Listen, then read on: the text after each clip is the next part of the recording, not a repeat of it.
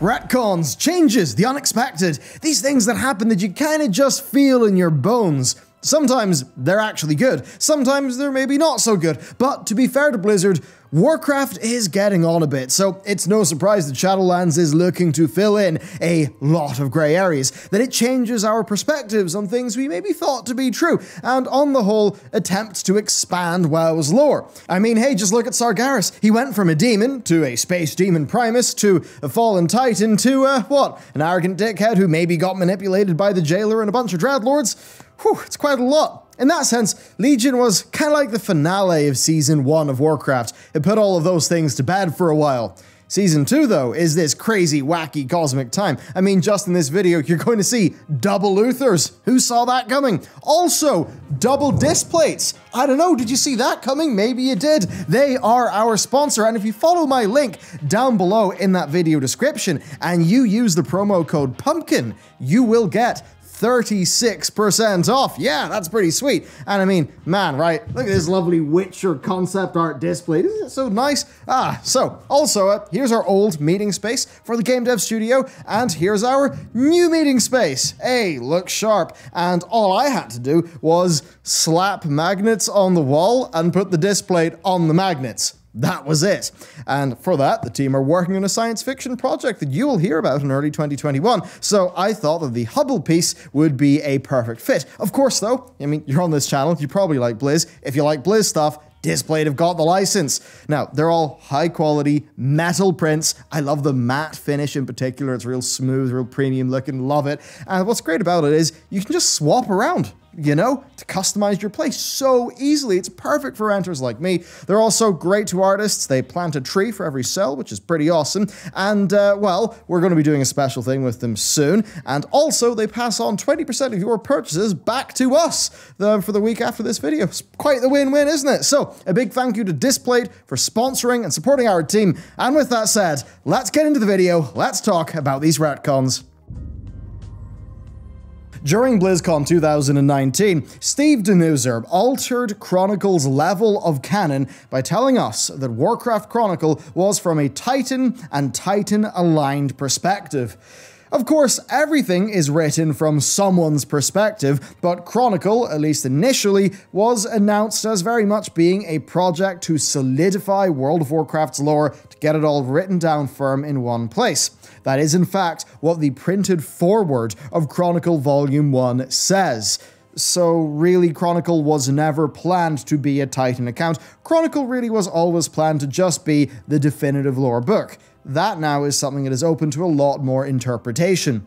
And we have heard it from the horse's mouth that Chronicle is not the be-all, end-all of World of Warcraft lore. This is a massive change. It is a retcon to what we thought Chronicle was, in a way, and it's a change that you will have noticed through our videos covering, say, the Dreadlord schemes and the first part of our Lich King series. So it really is major. The Titans, therefore, we can extrapolate from all this, can be fallible, can be wrong, can be biased, or just can be unaware. All of those things now apply to Chronicle, for it is from their perspective that it comes, or at least the perspective of them and their sort of followers, allies, etc., which would include us. Now, this overall is a retcon of the context of Chronicle, and it is one that opens much of it up to reinterpretation, and it actually gives the development team a hell of a lot more wiggle room when it comes to future stories. As an example, we now know that the cosmology chart is a Titan view of how big and how complicated the cosmos is. And Ian actually said that and he said this in an interview with me, that we should zoom out on the cosmology chart.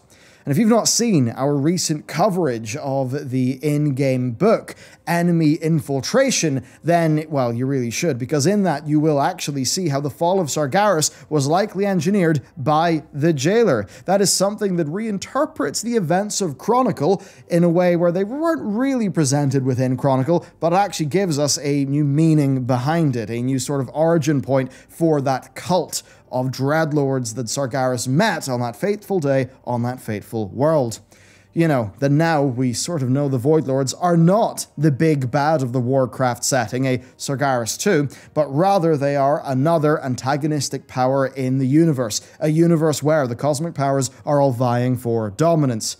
This is all fairly different to how it used to be in the past. Indeed, I do think that Blizzard may have shot themselves in the foot when they said that Chronicle was the truest form of the canon. They may, I think, have been better served by going in the direction of Warhammer 40k. That's a universe wherein the looseness of the canon is actually explained through the canon. How the Imperium of Man's masses of bureaucracy are incredibly stupid, incredibly inefficient, and stuff just gets lost all the time. So, with the Chronicle issue covered, let's jump a little bit more into the changes to the Warcraft universe. Titan++. We believed the Titans, the planet-sized beings of seemingly immense power, were the most powerful beings in existence. We really thought they were the be-all, end-all. We certainly believed that in the days of vanilla. Well, they are no longer the gods of the universe. The Legion expansion expanded the lore, and now Shadowlands is introduced, as the devs themselves actually put it, a Titan++ sized threat. Now this recontextualizes much, and it's actually right in line with Ian asking us to zoom out on that cosmology chart. So yes, this character in question, the Jailer, is a Titan++ size threat, according to the developers. And that means that he's more of a threat than a planet-sized Titan. That might seem insane, but you can actually see how it would make sense, because if the Jailer wins, then he sort of consumes all life in the universe. And that certainly is a level of power that makes a Titan destroying a single planet seem rather trite. Shadowlands introduces a new group called the First Ones. They seem to be the group who actually brought structure and form to the Shadowlands, instituting the purpose as the overarching belief system of the denizens of the Shadowlands, and of course also constructing much of what you actually see in the Shadowlands. Examples include the Covenant Soul Forges, the Maw's Waystone, and of course the city of Oribos, along with its many different automaton attendants. So who are they? Who are the First Ones? Are they indeed the First Ones? Well, they are an invention of the Shadowlands expansion who appear to have Titan-like aesthetics, but be older. And that does make you wonder if they actually came before, and even more, wonder just how primal the First Ones are. Indeed, their name would very much suggest that they, well, were involved in, I would say, setting up, you could say, just about everything. And if that is the case, then certainly this is a major recontextualization of how we actually see the cosmic powers and the various different pantheons. If it's true there's a pantheon of order in the Titans, a pantheon of death in, of course, the people we deal with in the Shadowlands, but then this mysterious group called the First Ones, then what does that mean? Did they in fact create the Titans? I'll tell you what we do know. A few years ago, we thought that the Titans were that big, mysterious group of beings, the fate of which we really didn't know anything about. That's what the Titans were. Now we know about the Titans, but a new group has taken up that mantle, and that group is the First Ones. Blizzard have, in interviews, asked the question of where a Titan goes when it dies, and they have said that each type of being goes to its home plane, that demons go to the Twisting Nether, that mortals go to the Shadowlands. And then they teased us. They teased us with the likes of, where do the old gods go when they die? Where do the Titans go when they die? And the fact that they're teasing that is enough to confirm that they go somewhere, and Blizzard pretty much said that yes, they do go somewhere. And this has large implications. Number one, I do have to wonder where the Azerothian gang of old gods are now, and doubly so, I also have to wonder if N'Zoth somewhat planned to be defeated. I mean, he really did get just pummeled by us, didn't he? Now as for the Titans, well, the ones that we know of are alive. They're probably keeping watch over Sargeras somewhere, some mysterious location. But what about the two dead Titans? Remember, Argus was destroyed, and then Sargeras, long in the past, killed a world soul. So beyond that, of course, we also have no idea how many Titan World Souls were just destroyed or never made it to maturity. So we do know there are dead Titans out there, and now the Blizzard are teasing these things, we have to ask the question, where did those Titans go? And this, of course, is quite a change in how we viewed things with Warcraft. Just like the Shadowlands expansion has given form to what was previously a loose concept in the lore, we do then have to wonder what will happen to the other cosmic planes. What a change in direction this is. I mean, Blizzard have said that we will be exploring the cosmos, and that sure does make us wonder. What are we going to see? Are we going to see the Titan home realm? Are we going to see the demon citadels of the twisting nether? Maybe the true leader of the demons, and much more past that. Yes, you can see here that by doing a slight recontextualization of a few things and dropping a few hints, the Blizzard have actually, well, they have humongously expanded the World of Warcraft universe, especially through the lens of that cosmology chart. They've made it so that it's far larger, and that indeed in the future we'll have far more places to go. Let's bring things back down to earth with one that we can all relate to. Since day one, whenever your character died in World of Warcraft, they actually met an ascended Kyrian. Yes, that is right. Spirit healers were somewhat retconned. They were changed a little bit. They now are actually Kyrians who are sent to Azeroth to resurrect people who died before their time, or to send souls to the Shadowlands. You see, originally Spirit healers didn't have much place in the lore. They were mostly just a game mechanic, a way to deal with whatever happened to players whenever they died. Now, while that was the case, angels were mentioned throughout the World of Warcraft canon. They were seen quite a bit, including in the Warcraft 2 manual, when paladins use resurrection in War 3. There was actually an angel that appeared there. Also the sealing of Karazhan's cherubim, and also the angels found in Wyrmrest Temple. Those angels all looked like spirit healers, or at least many of them did, and that led to many theories, such as spirit healers being feral Titan creations and various other ones. Of course then, when we saw the Valkyr in Wrath of the Lich King, well, we were a bit confused, but we assumed, based on the visuals, that they did at least have something to do with the spirit healers. Well, it's now far more clear because it seems obvious that Odin modelled his original Valkyr off the Kyrians, and this simple fact ties the whole thing together. Remember, the first Valkyr was Helya, and she was not pleased about it, leading to her going rogue. And that actually explains why the Lich King had the Scourge Valkyr, because Helya is an ally of the Jailer. The Jailer is the master of the Helm of Domination, so therefore it is no surprise that the Scourge actually had Valkyr. And it makes, of course, no surprise then, that those Valkyr would later pledge themselves to Sylvanas whenever she decided that it was time to sign up with the Jailer. And a smaller example of something that has been changed by this is the lore of Inara. She was the spirit healer who had a romantic relationship with Zeragos. Not sure how that worked, but, of course, we now know that she is a Kyrian. Now, as a Kyrian, she will have had to have shed all of her personal attachments. So, for her to be, well, getting it on with the dragon is somewhat not in line with how Kyrians are supposed to live. And that does make me wonder, could it be the case that Inara was actually an early fallen Kyrian, one of a group known as the Forsworn that we will meet when we actually venture into the Shadowlands? The double Uther situation is a fairly interesting one. Many people thought that something had been retconned here. So the Uther that we see in Icecrown Citadel, of course when we're there with Jaina, he talks about remembering the good Arthas, his virtuous properties. He seems a lot less troubled and a lot more at peace with things than the Uther that we see in Afterlife's Bastion. That Uther is a hell of a lot more angry with his whole situation. How does it make sense that we have these two different Uthers? How is Uther both an angry Kyrian and also a spirit that is floating around Icecrown Citadel offering us advice? Is this a massive retcon? Well, I would say, look back to Afterlife's Bastion. Uther's soul is split. The light bit of his soul, perhaps the most dogmatic part of his character, obviously went up to the Shadowlands. You then see the blue-coloured bit of his soul, that actually went into Frostmourne.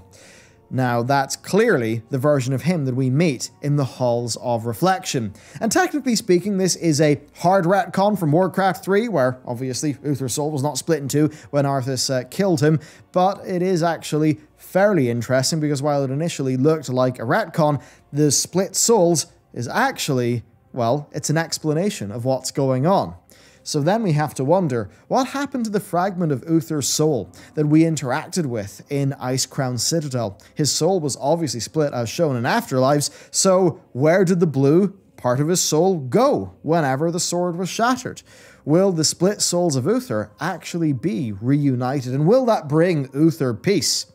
Look, Afterlives revealed the split soul, and likely for a reason. So as you can see, this recontextualizes the events of Arthas' death. You know, when Arthas died, we did not think that a different Uther from the one that we met in the Halls of Reflection was actually swooping down to him along with Akirian, and that that's what he meant when he said that all he sees is darkness. That's definitely a recontextualization of past events, a new bit of information that shines light upon them. But you can see how with that and with Uthers' death, they've actually managed to work all of this back into the original lore as it was actually presented back in the day. If you have seen our two-part special on the Lich King and the Scourge, with the Scourge one to follow, well, you'll have seen the lengths to which Blizzard went to, well, bend the lore, maybe fill in some grey areas, I suppose take your pick there. There are answers to questions such as, who made Frostmourne? Who controls the Helm of Domination? And who made the Plague of Undeath? That have all, well, you could say changed with Shadowlands. They have in many ways changed. They've changed in a way that actually does still tell a cohesive story, but it is one that does rely on, for example, part of Chronicle Volume 3 being reinterpreted as merely the Lich King's perspective on his situation, one that was given while he was still under the influence of the Helm of Domination, which of course the Jailer is the master of. You know, how does the dominated know that he is being dominated? He doesn't, right? The free will is not there, so the free will that the Lich King experienced that is actually talked about in Chronicle Volume 3 is obviously some form of illusion. But now, the lore is a bit different. The lore is that the Nathrezim built Icecrown Citadel in the image of Torghast, and obviously that the Nathrezim had a different perspective to what we thought they did in Warcraft 3, and the Nathrezim actually didn't craft the Helm of Domination or Frostmourne or anything like that, that they actually smuggled them both out of the Shadowlands. These are, well, I mean, some of that is actually just flat-out retcons from what was previously stated. Now, we're not actually sure about how the Plague of Undeath actually got out. Originally, it was said that Ner'zhul crafted it, but based off Afterlives, it actually seems like it leaked out of Maldraxxus right when the House of Plagues fell, because that is the actual source of the Scourge. So there's many changes there. Next, let's turn to Bolvar. So to cut a very long story short, the Jailer didn't exist during Wrath of the Lich King or Warcraft 3, right? It wasn't a concept. The Shadowlands had not been fleshed out. But now, of course, Shadowlands has confirmed that the Jailer is indeed the master of the Helm of Domination. You know, the thing that actually makes the Lich King the Lich King. That absolutely fundamentally changes our view of each of the past 3 Lich Kings, and as you will see in our Truth of the Lich King video, which is out right now that you can watch, the implications of this are really quite massive indeed. It does impact the agency of each Lich King host personality, the agency of the Legion, and, well, the true purpose of the Lich King himself. Another example, a fun one I think, and I think this is one that is pretty much flat out a retcon, and that is the War of the Spider. So, the War of the Spider is an in-game book that details a war of the same name, which is basically the Scourge's encounter with the Nerubians. And according to it, Ner'zhul's Scourge fought a long war against the Nerubians, who, while they were ultimately defeated, did fight valiantly enough to catch the Lich King's attention, leading to the Lich King actually basing his architecture off that of the Nerubians. Now, if that's the case, then why are there Naxxramas-like necropolises in Maldraxxus, an eternal realm of the Shadowlands that has existed for aeons? I mean, just compare Maldraxxus to the Scourge of Warcraft 3. they are the same. Blizzard have said that the Scourge power was actually drawn forth from Maldraxxus, and this actually does mean that we now have two competing explanations for the same thing. Why the Scourge look and feel the way that they do.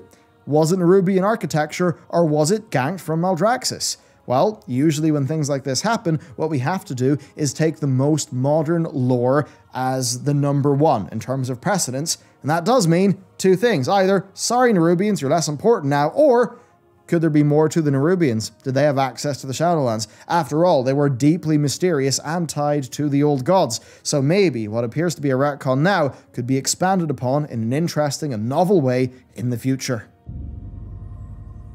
Sylvanas first interacted with the Jailer's forces in the 2011 short story Edge of Night. Of course, when that short story was written, we have to wonder if Blizzard knew about the Shadowlands expansion in the way that it currently exists in 2011. I would say almost certainly not, especially with how many parts of Sylvanas' story since then do need to be reinterpreted to make the modern story actually make sense. I mean, as well, just think about how much of the lore has changed since 2011. There's no way they knew Shadowlands was the thing at that stage. Now this does lead us on to what I would say is a bit of a retcon of Sylvanas' ambitions. You see, in Cataclysm, she was presented through and through as being fiercely pro-Forsaken, and she very much seemed to care about carving out a place for her and her people in the world. Or so we thought. We thought that was purely just her intent, and that perhaps one of the reasons why she wanted to do that was because she was very afraid of death, given what she experienced in Edge of Night. But modern lore reinterprets these things. It sort of suggests that really, from that point onwards, Sylvanas was on her journey, on her way to ultimately working for the Jailer and serving the grand ambitions of death, which of course is to wipe out Azeroth and consume the World Soul. You see, previously, all Sylvanas storytelling was just about her wanting to avoid death, mainly using her Valkyr, and to secure her stability and her power, to secure a foothold, now that she was in a situation where her original purpose of killing Arthas had been fulfilled. It was no longer a thing. Modern lore does tell us, though, that much of this was in service to that very different goal. One, of course, that she advanced during the Battle for Azeroth expansion and little parts of Legion. So, have Sylvanas' motivations been retconned here, right? Did she actually always want to do what she did in BFA? I think that's up to the reader. Personally, I do believe they have been changed over the last 4 years. I do not believe the original intent of Edge of Night or her Cataclysm-era storytelling were what's happened now. I don't think she was working towards that whenever Blizzard were writing those stories. But I do think those stories have been retroactively sort of meshed into this modern direction for Sylvanas. I mean, certainly from a player's point of view, Sylvanas' flip was not established, right? So yes, I actually do take this to be a change in direction and to be a humongous recontextualization of past lore. And I have to wonder what you think about that. Certainly Sylvanas has been one of the most dramatic characters, one of the most controversial characters in terms of direction, and I think that's because it's probably one of the areas where some of those pivots and changes have really stuck out to people. The role of the Emerald Dream has changed. You see, we used to think that when a wild god died in Azeroth, they would go there to the Emerald Dream, they would regenerate, and then they would come back. Shadowlands has changed that process, and in a way that I think could be quite interesting. Because now, of course, when a wild god dies, it goes to Ardenweald, and it's slowly regenerated over time as a wild seed with anima. Now, the thing is that if you're clued into the Shadowlands lore, then this might be confusing to you, right?